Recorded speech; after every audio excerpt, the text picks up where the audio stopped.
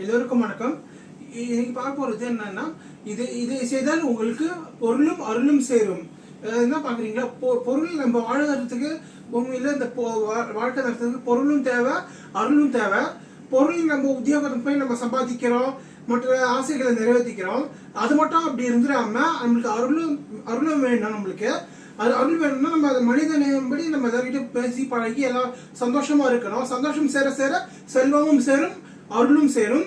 அதே மாதிரி மற்ற ஜீவராசிகளுக்கு உணவு தண்ணீர்ல வைக்கணும். இந்த மாதிரி இப்போ வெயில் காலமா ஆரம்பிச்சிருச்சு. அப்போ மாநிலம் நம்ம பொதுவாக உணவுலாம் எல்லாரும் வைப்பாங்க. உணவு வைக்கும் போது அது உங்களுக்கு அதுவும் ஒரு தானம் மாதிரி தான் வருது. அன்னதானம்ன்றதுல அன்னதானம் பண்ண உங்களுக்கு நல்லது சேரும், செல்வ செழிப்போட இருக்கும், அருளும் சேரும். பிளஸ் தாகத்துக்கு தண்ணீர் வைக்கணும்.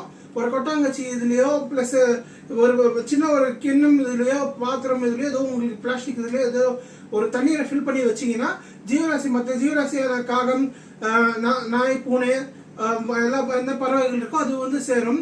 சேர சேர நம்ம மட்டும் இல்லைங்க, அதுக்கும் ஒரு ஜீவன் தானே. நம்ம ஒரு தண்ணினா நம்ம எது போய் குடிக்கிறோம், வாங்கிக்கிறோம்.